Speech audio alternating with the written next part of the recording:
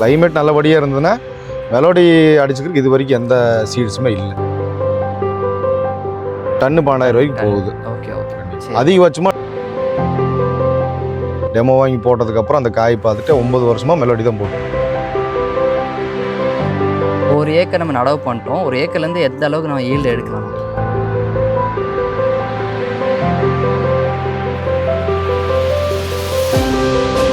வணக்கம் வேளாண் டிவி நேயர்களே. இப்போ நம்ம எங்கே இருக்கோம்னு பார்த்தீங்கன்னா பங்களாபுதூருங்கிற பகுதியில் தர்பூசணி விவசாயம் பண்ணுற ஒரு விவசாயி மீட் பண்ண வந்திருக்காங்க. இந்த தர்பூசணி விவசாயத்தில் நடுவுலேருந்து அறுவடை வரையும் என்னென்ன செலவு பண்ணுறோம், இது மார்க்கெட்டில் என்ன ரேட்டு போயிட்டுருக்கு, குறைஞ்சபட்சம் என்ன ரேட்டு, அதிகபட்சம் என்ன ரேட்டு, இது லாபமாக இல்லை நஷ்டமாக இருக்கா இந்த விவசாயம் அப்படிங்கிறத பற்றி முழு தகவலை இவர்கிட்ட கேட்டு தெரிஞ்சுக்கலாம். வாங்க அண்ணா. வணக்கங்கண்ணா. வணக்கம். ஆனால் உங்கள் பேர் உங்களை பற்றி அறிமுகப்படுத்திடுங்க. என் பேர் ராஜேந்திரன். இது வந்து பங்களாபுதூருங்க. இங்கே வந்து நாங்கள் ஒரு 2-2.5 ஏக்கரை விவசாயம் பண்ணிகிட்டு இருக்கிறோம். இப்போ அந்த 2.5 ஏக்கரில் வந்து நாங்கள் தர்பூசணி சாகுபடி பண்ணியிருக்கிறோம். இன்னொரு வாரம் போனால் கட்டிங் ஆகிற ஸ்டேஜில் இருக்குதுங்க. இதுக்கு உண்டான செலவு என்னங்கிறது வந்து நான் உங்களுக்கு விரிவாக சொல்கிறேன். ஓகே. ஆனால் முதல்ல இப்போ தர்பூசணி விவசாயம் பண்ணணும்னா முதல்ல என்ன பண்ணணும்? நிலத்தை முதல்ல வந்துங்க 2 உழவு போடணுங்க. காட்டை 2 உழவு போட்டு நல்லா பவுட்ரு ஃபார்மில் நாம் வந்து ரொட்டாவேட்டர் ஓட்டணும். பதமாக காட்டை வந்து நம்ம பெட்டு நம்ம ஏற்றுறதுனால ரொட்டாவேட்டர் வந்து நீட்டாக பதமாக பார்த்து ஓட்டணுங்க. ரொம்ப ஈரத்தில் போட்டு பெட்டு போட்டிங்கன்னா உங்களுக்கு நடவு வந்து தலையிற்கு ரொம்ப லேட் ஆகும். இப்போ வந்து நான் இப்போ ரொட்டவேட்ரு இப்போ இந்த கலப்பை போட்டு உழுறேன்னா எவ்வளோ செலவாகும்னா எனக்கு? 2 உழவு ஓட்டிங்கனாவே உங்களுக்கு குறைஞ்சது ஒரு 6 ரூபா ஆயிருங்க. 6,000 ரூபா பக்கமாக வந்துடும். அது போக நீங்கள் ரொட்டாவேட்டருக்கு ஒரு 2 ரூபா ஆயிரும். சரி. ஏக்கராக்கு. ஓகே. அதுக்கப்புறம் நீங்கள் பெட்டு வந்து அதுக்கு சின்ன வண்டி இருக்குது பெட்டு போடுறதுக்கு. அதுக்கு வந்து ஏக்கராக்கு 2,000 ரூபா வாங்குறாங்க. ஆள் வச்சு போட்டோம்னா அதுக்கு தனி ஆள் வச்சு போட்டோம்னா அதுக்கு கிட்டத்தட்ட வந்துருங்க. எல்லாம் ஒரே ரேட்டு தான் வரும். உங்களுக்கு டிராக்டரு செலவு, ஆள் செலவு, டில்லர் போடுவாங்க, டில்லர் செலவு எல்லாமே உங்களுக்கு கிட்டத்தட்ட ஒரு 1,000-500 வித்தியாசத்தில் உங்களுக்கு நேரம் மட்டும் மிச்சமாகும். நேரம் மிச்சமாகுங்க. நம்மளுக்கு ஆள் கிடைச்சா ஆளில் போட்டுக்கலாம். டிராக்டர்னா டிராக்டரில் போட்டுக்கலாம். சரி. ஓகே. டில்லர்னா அது இன்னும் நல்லாயிருக்கும். சின்ன வண்டியில் போடுறத விட நீங்கள் டில்லரில் போட்டிங்கன்னா பெட்டு வந்து நல்லா ஏற்றி கட்ட முடியும். சரி. ஓகே. அது எப்படிங்கிறது நீங்கள் பார்த்தீங்கன்னா புரியும் போடுறவங்களுக்கு பற்றி. நீங்கள் புதுசாக போடுறவங்க இருந்தால் தாராளமாக போடுறவங்கிட்ட நீங்கள் பார்த்துக்கலாம். ஓகே. இப்போ இந்த மேலே மல்ச்சிங் சீட் போட்டு போடுறீங்க, அது என்ன ரேட்டுக்கு வாங்குறீங்க? அதில் மைக்ரான் மேலே டிபெண்ட் ஆகுதுங்க. ஓகே. மைக்ரான் மேலே போகுது. நம்ம வந்து 17 மைக்ரான்லேருந்து இருக்குது. 17 மைக்ரான்லேருந்து இப்போ ஒரு வட்டம் போடுறேன் அப்படி ஒரே போகும்போது நான் எடுத்துக்கிறேன்னு சொல்கிறீங்களா 17 மைக்ரான் போடுறாங்க. நம்ம அதிகமாக 2 போகம் 3 போகம் எடுக்கிறோன்னா நம்ம 25 மைக்ரானுக்கு போய்க்கணும். 25-27 மைக்ரான் வரைக்கும் இருக்குதுங்க. நம்ம மைக்ரான் பொறுத்து அதில் செலவாகும். நான் ஒரு ஆவரேஜாக போகிற மாதிரி இருந்ததுன்னா உங்களுக்கு ஏக்கராக்கு எப்படியும் ஒரு 2,800-3,000 ரூபா வரைக்கும் பேப்பர் செலவு மட்டும் வந்து பேப்பர் வாங்குறதுக்கு.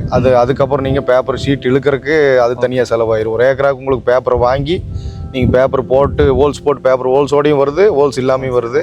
உங்களுக்கு எப்படி சௌரியமாக அப்படி வாங்கினீங்கன்னா ஒரு 500-1000 ரூபா வித்தியாசத்தில் வந்து ஒரு 6-7 ரூபா வந்துருங்க ஒரு ஏக்கரா பேப்பர் வாங்கி போடுறது. ஓகே. ஆள்கூலி எல்லாத்தையும் சேர்த்து. ஓகே. அது தேட்டர் தனி செலவு. சரி. பெட்டு போடுறது. இப்போ இதெல்லாம் பண்ணிட்டோம். இப்போ நாத்தா நீங்கள் நடவு பண்ணுவீங்களா இல்லை விதை போடுவீங்களா? எப்படிங்களா? நாங்கள் எப்பவுமே நாற்று தானுங்க. நாற்று வாங்குறீங்க? நாற்று வந்து நம்ம கிட்டத்தட்ட நான் ஃபஸ்ட்டு போட்டது பிரியாங்காங்க 12 வருஷத்துக்கு முன்னே. அதுக்கப்புறம் வந்து மெலோடி வந்து ஒரு 9-10 வருஷம் ஆகுது. அப்புறமா மெலோடி வந்து ஃபஸ்ட்டு நான் டெமோ வாங்கி போட்டேன், கொடுத்தாங்க நர்சரிக்காரரு. டெமோ வாங்கி போட்டதுக்கப்புறம் அந்த காய் பார்த்துட்டு 9 வருஷமாக மெலோடி தான் போட்டிருக்கிறேன் இது வரைக்குமே. மெலோடி விட்டு மாறல. இப்போ உட்கர்ஷு வந்து நீங்கள் பனிக்காலத்தில் போடலாம்னு சொல்லி இப்போது சொல்லியிருக்காங்க. அதுலேயே அது நீ அடுத்து ட்ரை பண்ணி பார்க்கணும். ஓகேண்ணா. இப்போ மெலோடி வெரைட்டி என்ன ரேட்டுக்கு நான் வாங்குறீங்க?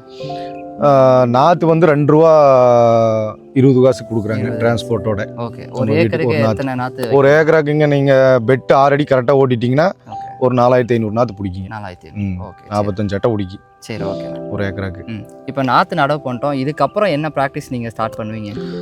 நாற்றுக்கு வந்து ஃபஸ்ட்டு நம்ம பெட் ஏற்றும் போதே வந்து பெட்டில் சில பேர் என்ன பண்ணுறாங்கன்னா நம்ம யூமிக் குரணையெல்லாம் போட்டு ரெடி பண்ண பெட்டு வந்து நம்ம மக்கள் சுட்டு பண்ணுவாங்க. இன்னும் சில பேர் பெட்டு போட்டு பேப்பர்லாம் போட்டதுக்கப்புறம் ஃபஸ்ட்டு ஸ்டார்டிங்கில் வந்து ட்ரன்ச்சிங் ஆரம்பிப்பாங்க. முதல்ல வந்து நம்ம ரெடமல் கோல்டு இந்த மாதிரி கெமிக்கல் ஃபங்கிசைடு மிக்ஸ் பண்ணி ஒரு ஜிங்க் அந்த மாதிரி போட்டு ஒரு ட்ரன்ச் கொடுப்பாங்க. ரெண்டாவது ஆல் 19க்கு போவாங்க. ஆல் 19 அப்புறம் 1261 இந்த மாதிரி அதுக்கு அந்த ஸ்டேஜுக்கு என்ன தேவைப்படுதோ பூ எடுக்கிற ஸ்டேஜு, காய் வைக்கிறது, பிஞ்சு செட்டிங்கு, அப்புறம் பிஞ்சு பெருசாக இருக்குது, காய் ஒரு கலர் வரைக்கும், இந்த மாதிரி கடைசி வரைக்குமே அந்த ஸ்டேஜுக்கு தகுந்த மாதிரி என்ன உரங்கிறது வந்து நாம ஒரு கடைக்கு போய் கேட்டோம்னா கண்டிப்பாக அது வாங்கிக்கலாம். ஒரு பேட்சுக்கு நம்ம பண்ணுறோம்னா ஒரு பேட்சுக்கு நம்ம எந்த அளவுக்கு உரம் கொடுப்போம், என்ன ரேட்டுக்கு நம்ம உரம் வந்து கம்பெனி மேலே டிபெண்ட் ஆகுங்க. ஒரு 2000-3000 வித்தியாசத்தில் தான். நம்ம ஏக்கராக்கு உரம் மட்டும் வாங்குறோம்னா ஒரு 30,000-35,000 ரூபாய் ஆகுங்க. 35,000 வரைக்கும் ஏக்கராக்கு வந்து உர செலவு வந்துடும். அது போக மருந்து வந்து நோய் உழுகிறத பொறுத்து தான். நோய் கம்மியாக இருந்ததுன்னா ஒரு மழை காலம்னா அதிகமாக மருந்து அடிக்க வேண்டியது இருக்கு, பனிக்காலம்னா மருந்து கொஞ்சம் கம்மியாக தான் முடிக்கும். அதனால் மழை காலத்தில் ஒரு 10 - 15 ரூபாய் வரைக்கும் தாண்டிடு. பனிக்காலத்தில் பார்த்தீங்கன்னா ஒரு 12 ரூபா 13 ரூபா ரேஞ்சுக்கு மருந்து அடிக்கணும். சரி, ஓகேண்ணா. இதை தாண்டி உங்களுக்கு இந்த ஆள் கூலி பிரச்சனை, இந்த அதுக்கு செலவுகள் அதிகமாக இருக்குங்களா இதில்? கண்டிப்பாங்க. இப்போ ஃபஸ்ட்டு நாம் எடுக்கக்கூடியது குழிக்களை எடுக்கணும். நம்ம முதல்ல நாற்று நெட்டி அடுத்து 10 - 15 நாள் பார்த்தீங்கன்னா நீங்கள் அந்த குழியில களை வரக்க ஆரம்பிச்சிடு. அதில் வந்து நம்ம நாற்று நடுறதுக்கு முன்னையே மழை பெஞ்சுன்னா இல்லை ஈரம் பண்ணியோ ஃபஸ்ட்டு கோல் அடிச்சு விட்ருவோம் நாற்று நடுறதுக்கு முன்னையே. அதனால குழியில் களை கண்ட்ரோல் ஆகிடுது. அதுக்கப்புறம் குழியில் வர குழிக்களை எடுக்கணும். பொம்பளையால் உங்களுக்கு கடைசி வரைக்குமே களை வர்றது பொறுத்துங்க. அது உங்களுக்கு ஒரு 5 ரூபாய்க்கு மேலே வந்துருங்க. பொம்பளையால் கூலிங்கிறது வந்து 5 ரூபாய்க்கு பக்கமாக வந்துரு. களை வர்றது பொறுத்து நம்ம காட்டில் நம்ம சீக்கிரம் வந்து நம்ம கொடி காடு கட்டிடுச்சுன்னா செலவு கம்மியாக இருக்கு. இல்லை நம்மளுக்கு காடு கட்டல மழை பெஞ்சிருச்சுன்னா கண்டிப்பாக மடி களை முடியும். சரி, ஓகேண்ணா. இப்போ ஒரு ஏக்கர் நம்ம நடவு பண்ணிட்டோம், ஒரு ஏக்கர்லேருந்து எந்த அளவுக்கு நம்ம ஈல்டு எடுக்கலாம்? ஒரு ஏக்கரா வந்து என்னை பொறுத்தளவு நான் அதிகபட்சமாக இப்போது போன நடை நம்ம மெலோடி நம்ம தோட்டத்தில் வந்து ஒரு இதுக்கு முன்னே போட்டிருந்தாங்க. அந்த டைமில் ஏக்கராக்கு வந்து 23 டன் எடுத்துச்சுங்க. 23 அதிகபட்சமாக. கம்மியாக அது வேண்டாம், அது நோவு உழுகுது, அது எதுவும் பாதிக்குது, அதனால கம்மியாக கூட ஒரு 6 - 7 டன் கூட எடுக்கிறோம். அதனால நம்ம பயிரை வந்து பாதுகாப்பாக பண்ணி நல்லபடியாக எடுத்தோம்னா கிளைமேட் பேசுங்க எல்லா பட்டத்துக்குமே. கிளைமேட் நல்லபடியாக இருந்ததுன்னா மெலோடி அடிச்சுக்கிறதுக்கு இது வரைக்கும் எந்த சீட்ஸுமே இல்லை. அது வேணால் நான் கண்டிப்பாக அடிச்சு சொல்கிறேன். ஓகேண்ணா. இப்போ வந்து ஒரு ரேட் என்ன ரேட்டுக்கு நான் போயிட்டு இருக்கேன் மார்க்கெட் ரேட்? குறைஞ்சது நான் 6 ரூபாய்க்கு கொடுத்துருக்குறேங்க.